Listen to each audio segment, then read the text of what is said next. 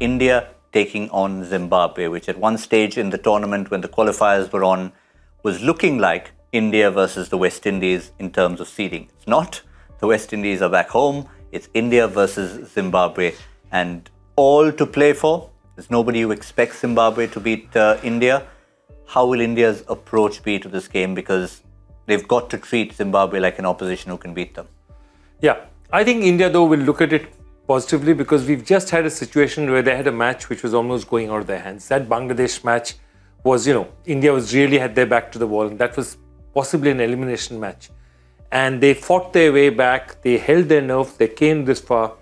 I think they feel that they've got a chance out now. I think this win has given India a lot. I mean, the first win, of course, gave India a lot. Then South Africa, what happened with South Africa must have just dampened the spirits a bit. But I think they're up again, and I think this is a game that they'll take very seriously. This is a very professional side. I think they're going to go for it full tilt. Yeah, I mean, at least it's the approach that you always talk about. And sometimes you can be on a high pillar to post kind of thing if you take a racehorsing analogy. But it's not been that for India. And I don't think they'd mind that. No, but I think at this stage it's about peaking at the right time. That's what gets you to winning the World Cup. And India have got the perfect chance tomorrow to get all their processes right in terms of the way that they want to play, be aggressive with the bat. They've got great skill levels with the ball, be really dynamic in the field. And if they play in that kind of way, it takes it into the semi-final on Thursday. One thing's for sure in the semi-final on Thursday, I think I think teams know you've got to play really well to beat England.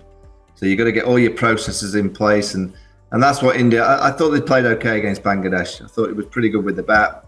They had a moment with the ball where it got a bit messy because of Litton Dassi played wonderfully against them. But to beat the really good sides in the semi-finals, pretty much everything has to be in place. And tomorrow is a great chance for India to put that all in place, get aggressive with the bat, be aggressive in the field, and get the combinations right with the ball in hand.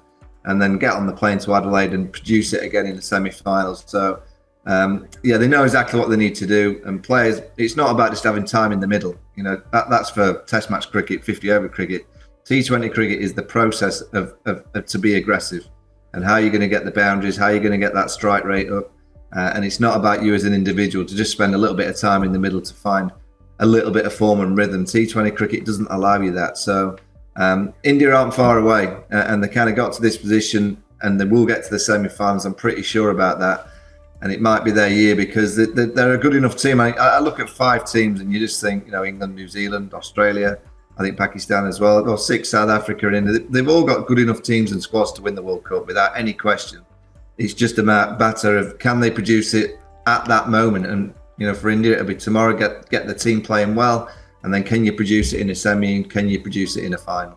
Perfect tune-up for 2 potential knockout games at, of course, first up at Adelaide and then back to Melbourne. Quickly before we go back to Zimbabwe, a look at the India squad. Do we suggest any possible changes here?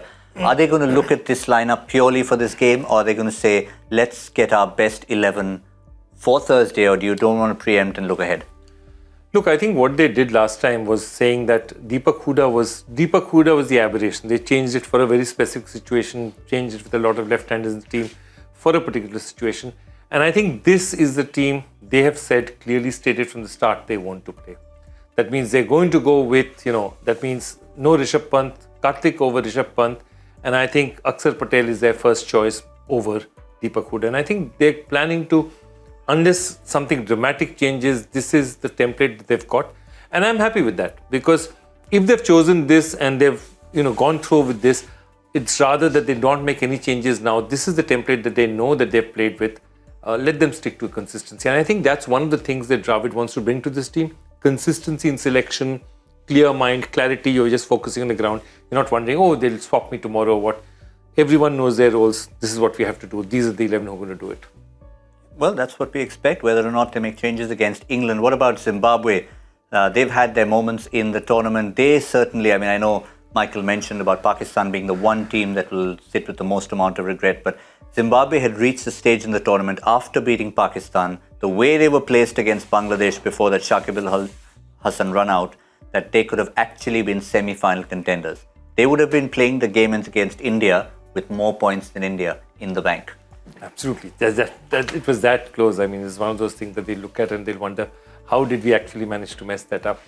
And they had a great opportunity. I think this has been a great run for them. And, under Dave Houghton, Zimbabwe cricket was really in the doldrums 2 years back. They've come back strong. They have a lot of young players, but they've got to make the maximum of this tournament because, the kind of attack they have, Blessing Muzarabani, Nagavra, all these players suit these conditions. Okay, they have to make the most of it here because, once you go back to Asia or you go back to the subcontinent, you're not going to get conditions like this. But for these conditions, this is a fairly decent team. And I think Sikandar Raza is playing absolutely outstanding cricket for them. Yeah, I mean, it looks like the 11 selects itself. They had they'd left Brad Evans out for Luke Jongwe in the last game. Brad Evans was outstanding against Pakistan. But I think their first 11 pretty much selects itself and they'll just say more of the same, led by the inspiration that is Sikandar Raza. Yeah, absolutely. I mean, I just think, I'm amazed actually teams make so many changes in the World Cup. There's only a small few games, unless it's tactical or dimensions of the ground which make you want another left-hander or a different style of bowler because of it. But most teams generally stay consistent. They're a pretty good side, Zimbabwe. I thought that the performance against Pakistan were excellent.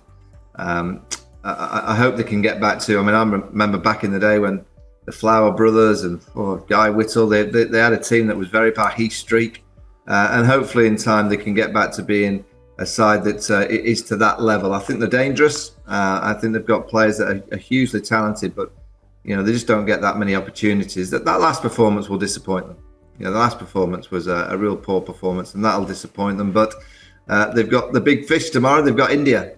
Can they produce a bit of magic? It's a massive stage for all these individual players. You just never know against India. If you, as an individual, produce a bit of magic, you don't know where it could end up. You don't know whether suddenly the phone rings and one of these franchises. I don't know when's the auction. December what? 16th. 16th of December. So you get into that stage now that if you do something special, whoever you are, individually at this time of year with that auction, you never know, you might get a phone call. So all those Zimbabwe players should be going out there, giving it a good go, and you just never know, the phone might ring. I love it when Michael puts his agent hat on, ever so often.